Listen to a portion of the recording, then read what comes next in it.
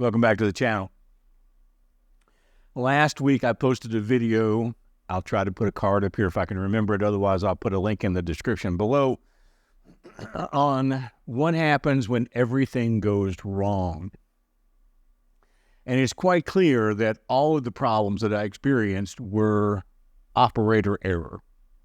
And this week, I want to talk to you about when it all goes right.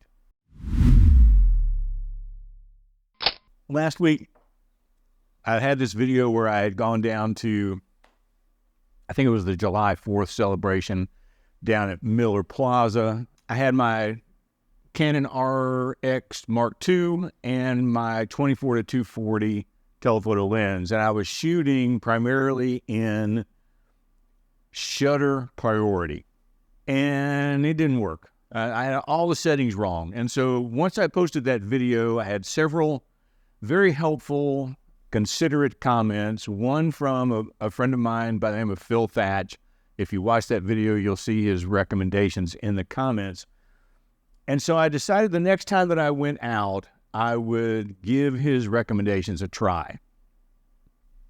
And I cannot express how much better the quality of the images turned out as a result of taking that advice. Now, that doesn't mean that I'm a great photographer, and it doesn't mean I had great compositions or that I was lining up my subjects just right to get the best shot. But technically, the pictures are sharp.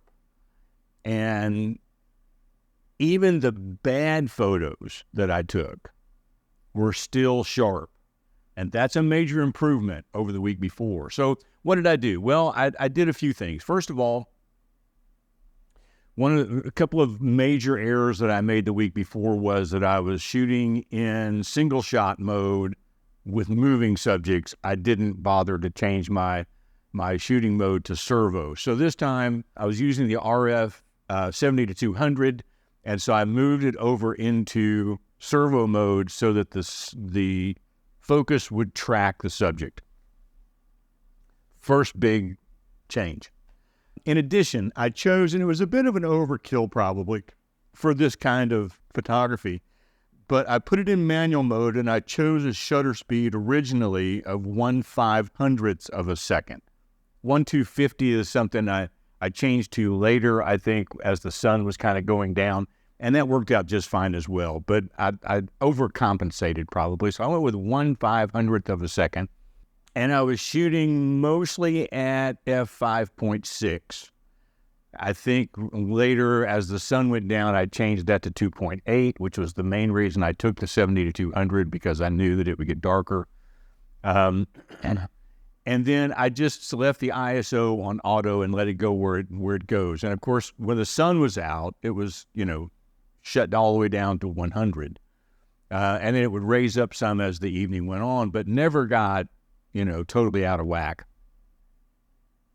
And so those were the settings that I had. I had servo mode. I made sure that my autofocus on the R6 Mark II was set to track people, because I had done some photography earlier and I wasn't sure what I had done in the previous video. There was a time when I had it set to animals.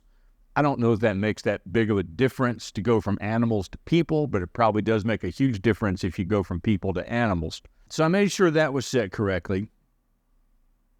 And then other than that, and the other thing that I did too, because I knew that I was going to just post the pictures to this YouTube video and to my Flickr account, I'll put a link to the album in the description below if you want to see all of the images that were taken that day. Well, at least all of the images that were worth keeping.